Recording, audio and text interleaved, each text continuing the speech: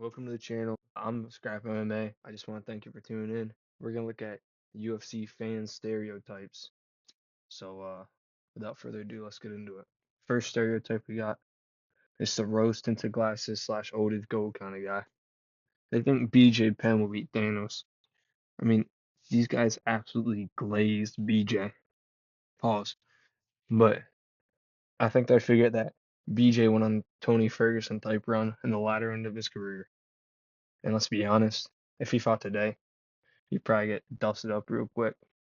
And his Instagram's a whack, bro. He posts some stuff about like the CIA or something. Someone's gotta check up on him. CT is like bad. Two, they glaze Strike Force, Pride and WEC. They think that these things are the premier leagues. I mean, to be fair, back in the fuck, Loki, they're right. Loki, they're right. Loki, they're right. I mean, back in the day, they were the premier organizations, but these guys think that the Strike Force fighters and the Pride fighters would smoke the current UFC. They see that clip of Dan Severn and that Japanese guy banging each other's skulls.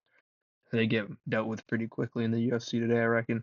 So, yeah, I don't think just because it's old means it's any better. Three, it's nostalgia bias. I mean, in these guys' minds, no one's ever going to surpass Anderson Silva or Demetrius Johnson for the great, even George St. Pierre as the greatest fighters of all time. Which personally, I think Islam Makhachev already trumps Anderson Silva, if I'm being honest. I mean, Anderson Silva was beating straight tomato cans his whole career, and plumbers and electricians. So if we're being honest, he got a title shot after his like second or third UFC fight. So yeah, he has a lot of title defenses, which is great. But he didn't really have a long road to that. In my eyes, that partially discredits him and his title defenses, but to each their own. We got the Nurmagomedov Dirk and Dagestani fans. Characteristics. Number one, you'll be sure to find a Khabib gif under every single Conor McGregor video on Instagram. It could be a video talking about how he donated money to charity, and any edit of him, you'll be sure as hell to find Khabib with his eagle wig under a video of McGregor. Number two, this one's obvious. I mean, these guys can't speak a sentence without saying, I don't even want to say it, bro. I'll let this video speak for itself.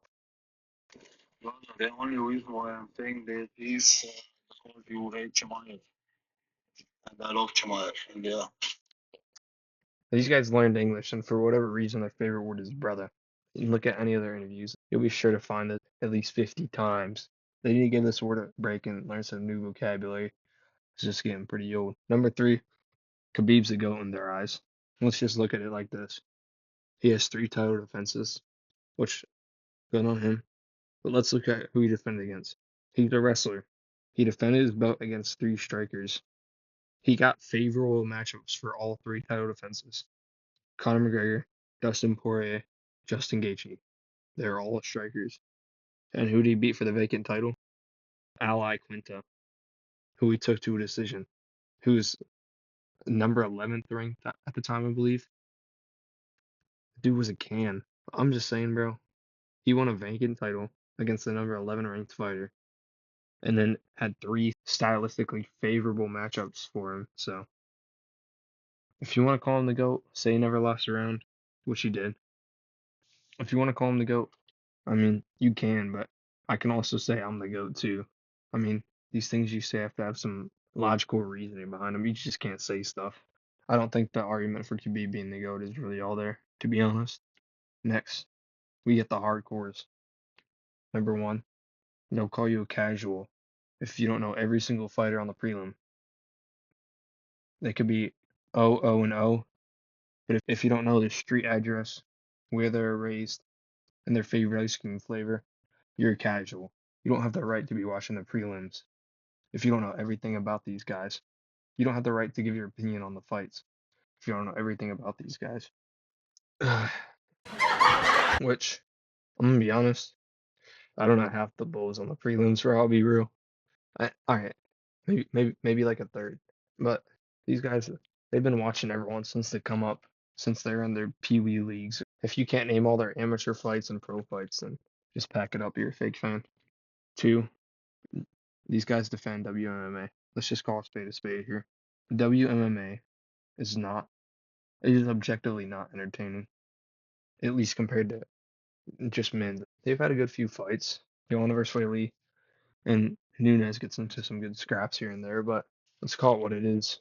WMMA is not fun. It's trending horribly, and there's a reason people call them bathroom breaks when they're on the card. Number three, if you don't like grappling, go watch kickboxing. These guys would rather watch Merab Dvalishvili smudge someone for 5 rounds than a Michael Chandler fight, than a Charles Oliveira fight, than an Alex Pereira fight. These guys force themselves to love boring fighting. I don't know what it is about them, but any boring fight, they'll be the first ones to comment. If you don't like grappling, go watch kickboxing. Or this is a technical masterpiece. Izzy vs. Yoel, it's a technical masterpiece. I'm gonna be real. At the end of the day, I just like to watch some good scraps. They're not swinging leather. I don't want to watch. It's one thing to get a takedown, go for ground and pound, go for submissions, go for transitions. But when you're just laying there, where's the fun in that? Like, how about this? Maybe if you like grappling so much, go watch kickboxing. Maybe if you like grappling so much, you should go watch grappling, not MMA. But for me, I want to see motherfuckers throwing leather. I want to see knockouts. I want to see tap outs. I want to see the greatest in the sport perform at their craft, not just crotch sniff and lay the whole time. But and like I said, entertaining grappling, I love. Like Aljo, I could watch Aljo Evloev all day long. That fight was beautiful. Anywho, next we got the TikTok UFC fan. Number one, the beat Magomed Sharipov would have been champ.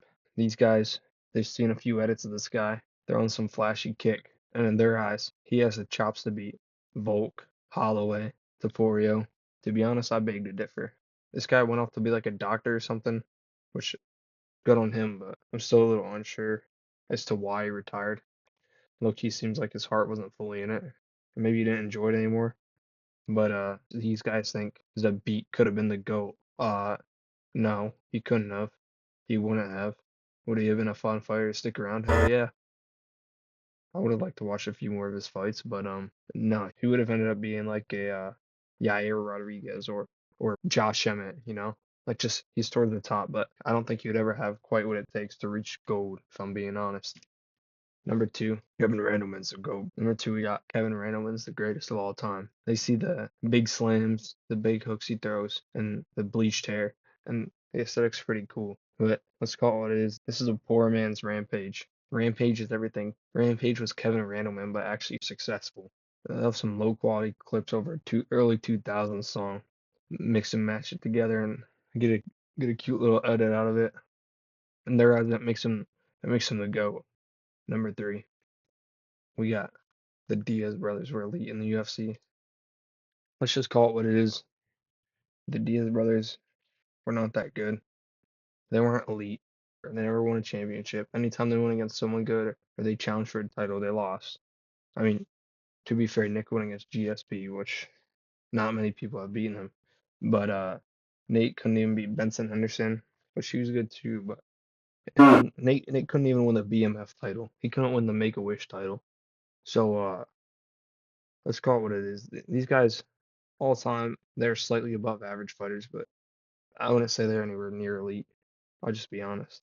Next, we got the Diaz Army.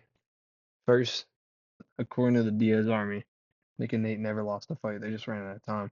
I don't think if you had all the time in the universe for Nick Diaz versus George St. Pierre, that Nick would have won that fight. I don't think if you put more time on the clock for Nate Diaz versus Josh Thompson, Nate would have won the fight. He was getting his head kicked off. I don't think if Nick Diaz versus Robbie Lawler 2 had a time extension, Nick would have won. Number two, they consider it a win if Nick or Nate flip the bird and don't get finished. Look at the Leon Edwards fight. Nick Diaz hurts him once the whole fight after getting tossed around like a fucking voodoo doll. This dude lands one good punch, gives him the double bird.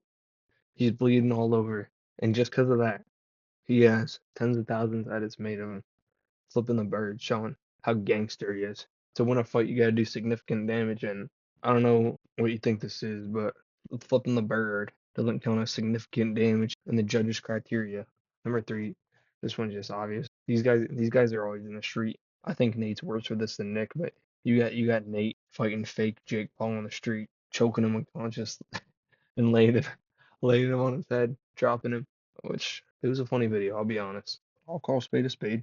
But as far as being productive citizens, I don't think that box totally checks out. They roll around with a group of 30 dudes called like the Diaz Army. I'm not too sure what these dudes do with their lives, or if they're just in the posse. Like, do they have a wife and kids to go home to, or they just roll around with Nick and Nate as self-proclaimed gangsters, rolling a pack of 30, causing havoc on the street like they're teenagers. That's all I got. If you're still sticking around, I want to thank you for staying. And I got I got a video on UFC 311 dropping in a day or two. I got a few picks on that card that I think will be shocking. There's definitely some dogs. Dogs I believe will win. Stay tuned for that. But thanks for tuning in and see you soon.